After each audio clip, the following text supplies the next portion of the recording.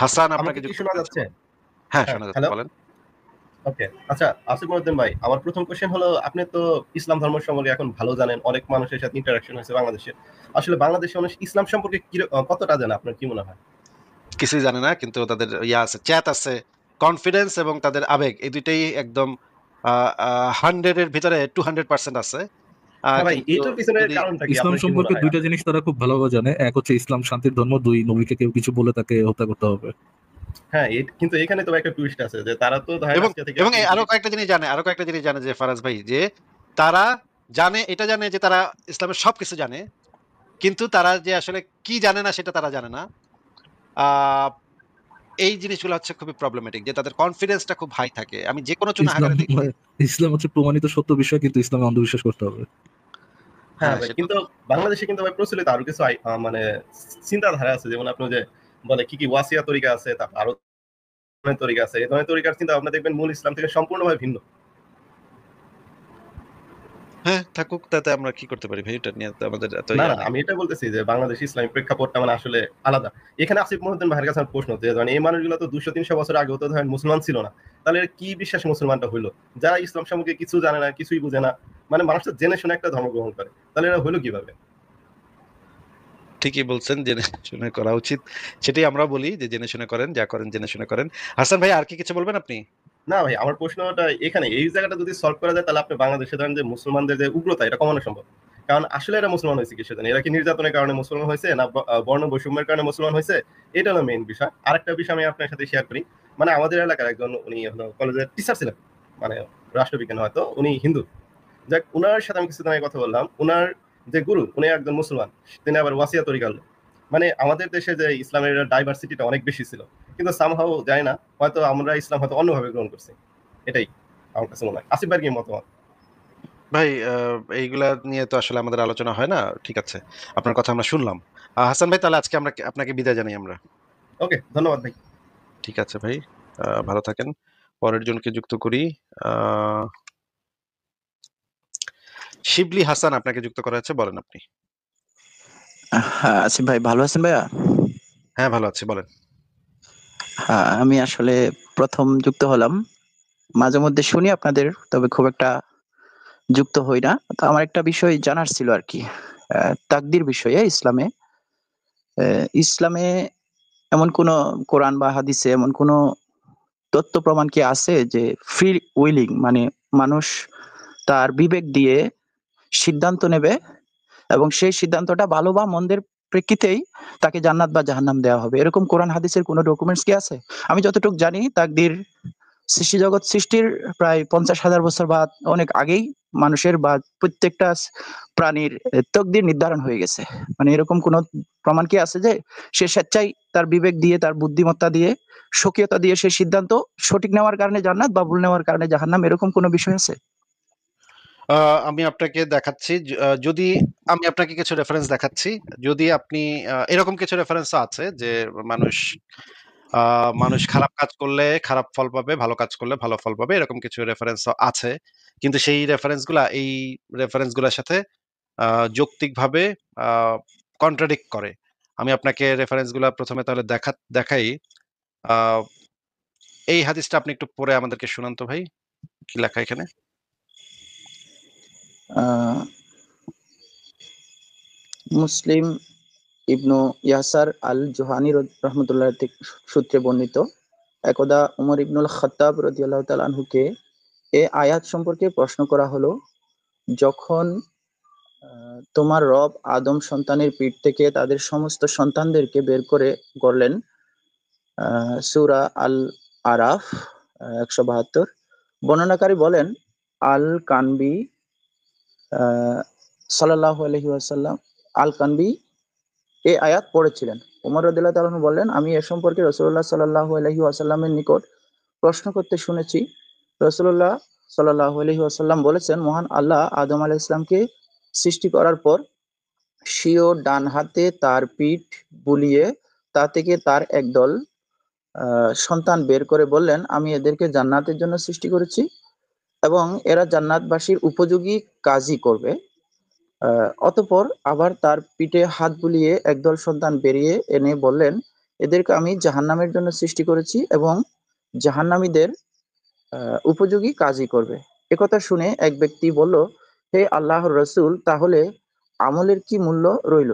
রসুল্লাহ সাল্লাল্লাহু আলাইহি ওয়াসাল্লাম বললেন, মহান আল্লাহ যখন কোনো বান্দাকে জান্নাতের জন্য সৃষ্টি করেন তখন তার দ্বারা জান্নাতবাসীদের কাজই করিয়ে নেন। শেষে সে জান্নাতীদের কাজ করেই মারা যায়, আর আল্লাহ এর বিনিময়ে তাকে জান্নাতে প্রবেশ করান। আর যখন তিনি কোনো বান্দাকে জাহান্নামের জন্য সৃষ্টি করেন তখন তার দ্বারা জাহান্নামীদের কাজ করিয়ে নেন। অবশেষে সে জাহান্নামীদের কাজ করে মারা যায়, অতঃপর এজন্য তাকে জাহান্নামে প্রবেশ করান। সহি পিঠ বোলানো কথাটি বাদে হাদিসের মান আহ সহি।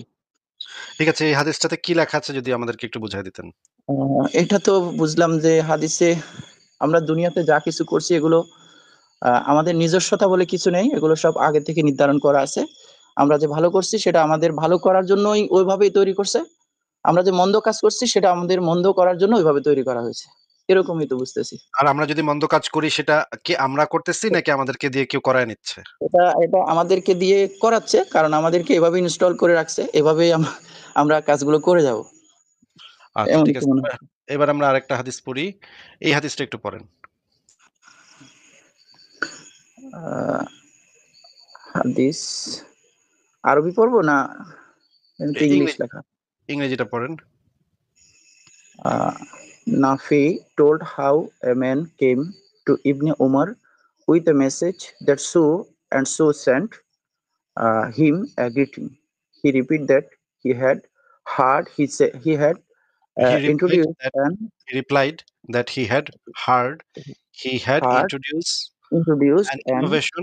আচ্ছা, পড়েন। innovation, and that if that were so, he was not to convey his greeting to him, for he had heard God's messenger say, among my people or among these people, the believers in free will be sold off and Shallowed up, shallowed off and metamorphosed or filtered. pelted মানে হচ্ছে গিয়ে যারা free Willey বিশ্বাস করে তাদেরকে জাহান্নামে নিয়ে কি করা হবে? আহ জাহান্নামে খুবই খারাপ অবস্থা তাদেরকে করা হবে যারা করা ফ্রি হবে উইলে বিশ্বাস করে। এইটা বলে এখানে বিশ্বাস বলা। করি। জি তো একজন মুমিন হিসেবে নিশ্চয়ই আপনি ফ্রি উইলে বিশ্বাস করেন না নাকি? না, ফ্রি উইলে না, আমি আসলে এইসব বিষয় নিয়ে খুব একটা ভাবি না। তবে সেদিন ওই একজনের সাথে আমার একটু তর্ক হলো। আমি বললাম যে, আমি তো যতটুকু জানি আমরা যা করছি সব আল্লাহ করাচ্ছেন, যা এখানে আমার কোনো মানে ক্রেডিট নেই। সে বলতেছে না, এখানে আল্লাহ আপনাকে শাস্তি দিচ্ছে, আপনি বিবেক দিয়ে কাজ করেন নাই বলে আপনাকে নিজের আমি বললাম যে বিবেক বিবেচনার তো প্রশ্ন আসে না, বিবেক বিবেচনার প্রশ্ন আসলে তো এখানে ইসলামে অনেক, আমি তো ওরকম আর সরাসরি বলি নাই যে ইসলামের অনেকগুলো বিষয় আছে আমরা বিবেক আরো কয়েকটা রেফারেন্স দেখে ফেলি তাহলে। এই যে দেখেন এখানে বলা হচ্ছে সৃষ্টির পূর্বে আহ মানে সমস্ত কিছু লিখে রাখা আছে সৃষ্টির পূর্বে। এখানে দেখেন এই যে আবুল আহাব যে আকাম করবে, আবুল আহাব যে মোহাম্মদের সাথে শত্রুতা করবে, এটা কিন্তু সৃষ্টির পূর্বে বহুকাল আগে লিখিত আছে। এখন আবুল আহাবের কিন্তু এছাড়া আর কোনো উপায় ছিল না। যেটা আল্লাহ পাক সৃষ্টির ৫০,০০০ বছর আগে লিখে রাখছে সেটা করা থেকে বিরত থাকা কি আবুল আহাবের পক্ষে সম্ভব ছিল ভাই?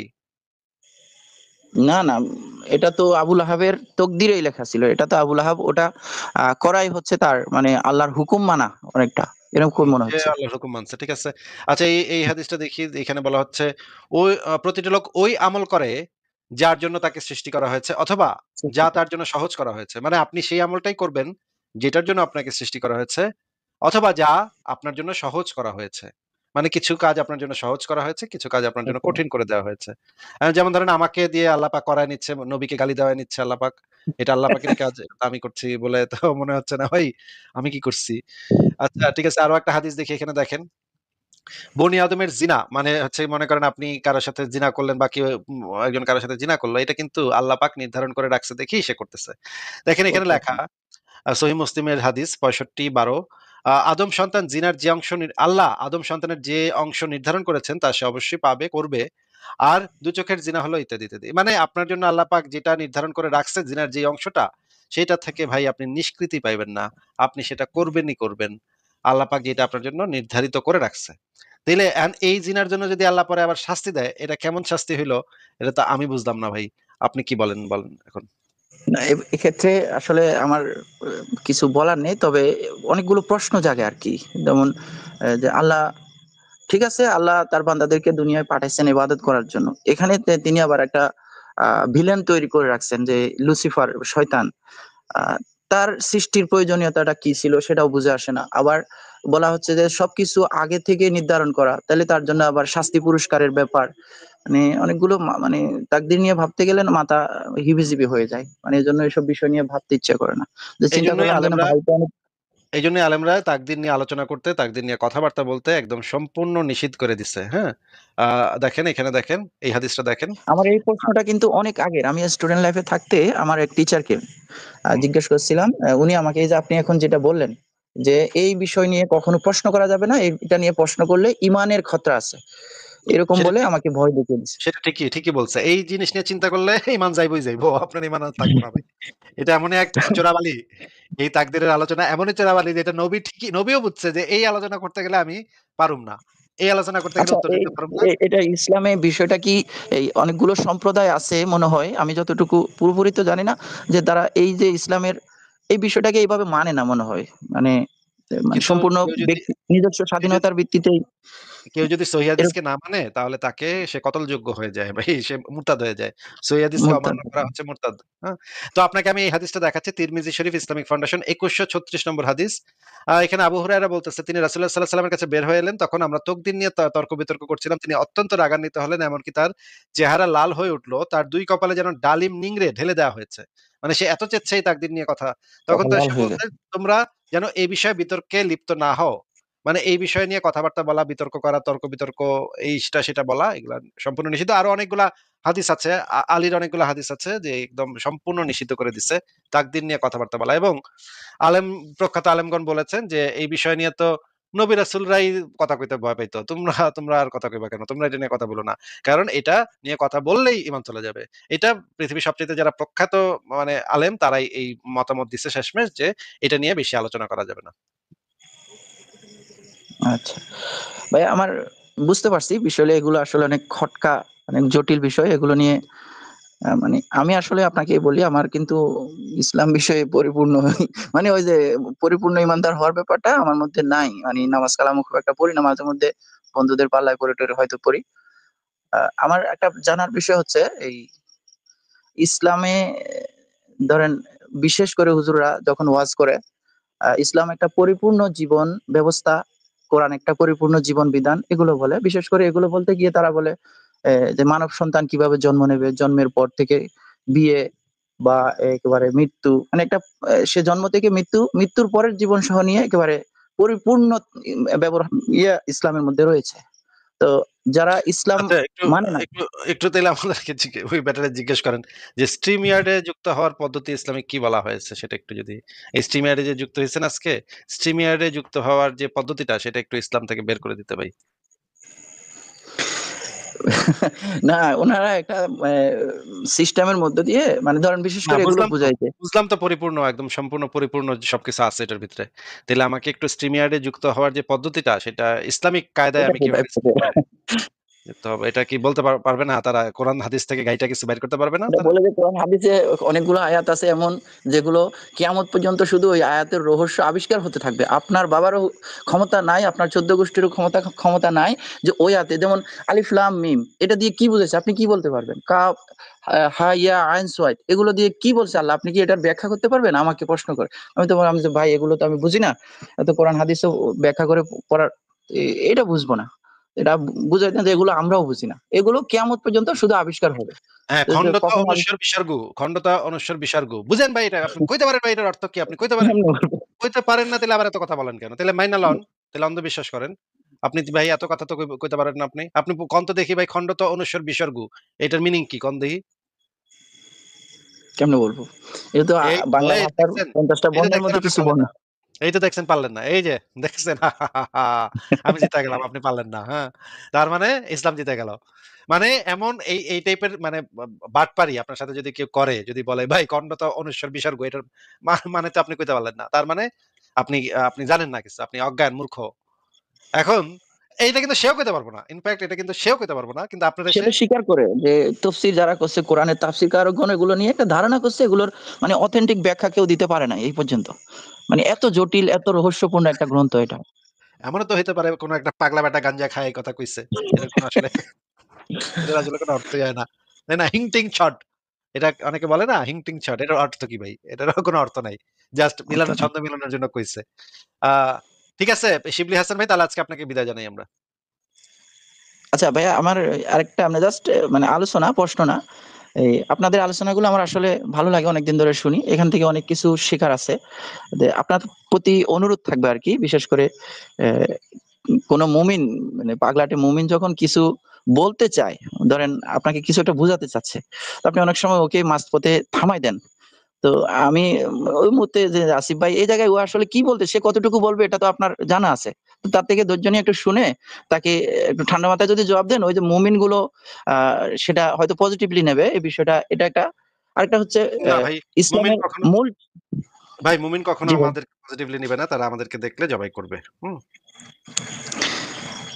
আরেকটা বিষয় হচ্ছে ভাইয়া, ওই বিশেষ করে অনুরোধ থাকবে, আহ, মুসলমানদের প্রাণ তো মোহাম্মদ এবং কোরআন। এই কোরআনের এই আহ, যে অসারতা, কোরআনের মধ্যে যে যথেষ্ট গাঁজাখুরি বিষয় আশয় আছে, আমি আশা করব আর কি আপনার কাছে জাস্ট একটা আবদার থাকবে, আপনি যতটুকু ভাই সম্ভব যে কোনো ভাই বিষয় একটা কোরআন কথা থেকে। বলি ভাই একটা কথা বলি। জি কিছু ভাই। লোক আমাদেরকে লাইভে এসে আমাদেরকে চাপাতি দেখায় এবং চাপাতি দেখায় বলে যে আমি তোদের গত সপ্তাহে লাইভে দেখছিলাম আ একজনের আমাকে চাপাতি আমার দেখাচ্ছে। ইনবক্সে গলা কাটা ছবি পাঠায় যে তোরে গলাটা এমনে একজন মানুষের গলা কাটা ছবি পাঠায় যে তোরে এমনে গলাটা জবাই দিমু। হুম? তোরে পাইলে সামনে পাইলে আমার বাচ্চার ছবি নিয়ে নানা ধরনের কাণ্ড কারখানা তারা করে। হুম? এবং আমার বউয়ের ছবি নিয়ে নানা ধরনের কাণ্ড কারখানা তারা করে এবং তারা হুম। আমার ইনবক্স ভর্তি হয়ে যায়, প্রতিদিন ভর্তি হয়ে যায় যে মানে অডিও মেসেজ পাঠায় যে তোরে খাওয়ার পোলা তোর তোর এমনে মানব এমনে কোবামু তোরে যেখানে পাবো সেখানে তোরে এমনে শেষ করে দেবো। এই এদের বোধোদয় জিনিসটা হবে তাদের। বছরের পর বছর ধরে আমরা সহ্য করি এবং তারপরেও এগুলোর সাথে আমরা আলোচনা করি, কথা বলি। আর আপনি আমাদেরকে আইসা যদি এই উপদেশটা দেন যে ভাই সবই তো বুঝলাম ভাই, আর একটু ধৈর্য নিয়ে উত্তর দিয়েন। এটা যদি আপনি আমাদেরকে এই উপদেশটা দেন, হ্যাঁ? উপদেশ না আপনি ভাইয়া, নিজেই এমনি জাস্ট আপনি একটা নিজেই আপনি নিজেই একটু চিন্তা করেন। আপনি নিজেই একটু এটা নিয়ে একটু চিন্তা করেন যে এই উপদেশটা বা এই পরামর্শটা এইখানে দেয়াটা কি আপনার কতটুকু যৌক্তিক হচ্ছে সেটা আপনি একটু চিন্তা করেন, হ্যাঁ? না, ঠিক বুঝতে আছে, পারছি শিবলি হাসান আসলে। ভাই। জি, জি ভাইয়া। শিবলি হাসান ভাই, তাহলে বিদায় জানাই আজকে, হ্যাঁ? ভালো থাকেন। জি ভাইয়া, ধন্যবাদ। আচ্ছা, ঠিক আছে। পরের জনের কাছে চলে যাই। ফারাজ ভাইয়ের বোধহয় ফারাজ ভাই কি আছেন নাকি চলে গেছেন? আছি আছি ভাই। থাকবেন নাকি? নাকি শরীর না না, কি আজকে আজকে আজকে চলে যাই আসি ভাই, মানে রেস্ট নিয়ে আজকে, পরের একদিন এসে কথা বলবো। ওকে, ঠিক আছে। যদি আপনার শরীর বেশি লাগে তাহলে চলে যান তাহলে। ওকে ঠিক আছে আসিফ ভাই, গুড নাইট তাহলে। গুড নাইট তাহলে। ঠিক আছে, তাহলে আমি আরেকজনকে যুক্ত করি।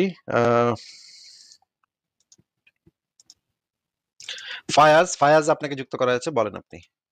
জি, আসসালামু আলাইকুম ভাই, শোনা যাচ্ছে? একটু জানেন। হ্যাঁ, আপনার উপরে শান্তি বর্ষিত হোক, বলেন, শোনা যাচ্ছে। আচ্ছা ভাই, আমি একটা আর কি ভিডিও প্লে করতে চাইতেছিলাম আর কি আপনার মানে আপনি যদি করতেন আর কি, একটু দর্শকরা দেখতো। ভিডিও তো প্লে করা যাবে না ভাই এখানে, কারণ আপনারা মুমিনেরা কপিরাইট ক্লেম করে। প্রত্যেকটা ভিডিও আমরা প্লে করলেই কপিরাইট ক্লেম করে। এটা নিয়ে নানা লাইক আপনি সমস্যা হয়। আপনি প্লে করতে পারবেন না একটু দেখানোর জন্য? আমি বুঝায় বলতে যেই পারবো না তো তো যেই প্লে করুক ভিডিওটা, যদি আমাদের স্ক্রিনে চলে, সেটা আপনি প্লে করেন বা আমি করি বা কলিমুদ্দিন করে, সেটা তো এখানে বিবেচ্য বিষয় না। বিবেচ্য বিষয় হচ্ছে এই স্ক্রিনে যদি কোনো ভিডিও চলে তাহলে মুমিনরা সেটাতে কপিরাইট ক্লেম করতে পারে। এটা একটা রিস্কি জিনিস। আপনার যদি কিছু বক্তব্য থাকে আপনি মুখে বলেন। ভাই ইন্ডিয়ান ইউটিউবারের আর কি একজন সমস্যা হইব। হ্যাঁ, সমস্যা তো হবেই। ভাই আপনাকে উত্তর দেয়া হয়েছে। এখনো যদি একই কথা যদি বারবার ঘুরায়-ফিরায় বলতে থাকেন তাহলে কেমনে হবে? আপনার যেটা বলতে আসছেন সেটা বলেন। আচ্ছা ভাই একটু বলি, হ্যাঁ আপনি actually পরে একটু যাচাই করে নিন, হ্যাঁ। আহ, ওইখানে আর কি বিষয়টা এরকম যে যারা মানে ধরেন 12-13 বছরের ছেলে মেয়ে, হ্যাঁ, তো একটা ইনস্টিটিউশনে পড়ে, সেখানে আর কি ওদের সিক্সথ সেন্স সেটা জাগায় তোলে আর কি, বুঝছেন? তো ভাই বিষয়টা এরকম। ১ সেকেন্ড। ভাই মানে একদম বস্তিতে গিয়া এলাকার বস্তিতে গিয়ে এই সমস্ত নিয়ে আলোচনা করেন। ঠিক আছে? আপনার এলাকার যে টঙের দোকান আছে, আপনার এলাকার যে বস্তি আছে, না ভাই, ওইখানকার বুঝছি বস্তির বুঝছি কিছু বুঝছি, তাই বললাম বস্তির যে কিছু ভিডিওটা পোলাপান ঢুকলে পাইবেন। ভাই মিউট করে রাখি। এলাকার কিছু বস্তি পাইবেন, কিছু সুনাহাগা পাইবেন, বলদ-টলদ পাইবেন। ভাই আমি YouTube এ একটা ভিডিও দেখে আইছি। এখানে 6 সেন্স 7 সেন্স এটা নিয়া ইয়া হয়। এই সমস্ত আলোচনা ভাই আমাদের লাইভে আসবেন না ভাই এই সমস্ত। মানে এত লোয়ার লেভেলের সুনাহাগাগুলা আমাদের লাইভে আসবেন না ভাই। আল্লাহর রাস্তায় আপনাদের পায়ে ধরি ভাই। কথা কি বুঝেন না ভাই? এই সমস্ত বলদ, সুনাহাগা, অশিক্ষিত, মূর্খ, গোয়ার এগুলার তো আমরা আচ্ছা কথা ভাই বলি ভাই, না ঠিক আছে যখন। ঠিক আছে ঠিক আছে, আমি লিড করি। এ কি টাইপের ভাই বলদ এগুলা ভাই, বলদের বলদ YouTube এ ভিডিও দেখে সে আসছে আমার লাফাইতে, লাফাইতে। মানে কি রে ভাই? এটা কি থেকে আসে এগুলা? জন্ম হয় কেমনে এগুলার? আচ্ছা পরের জনের কাছে চলে যাই।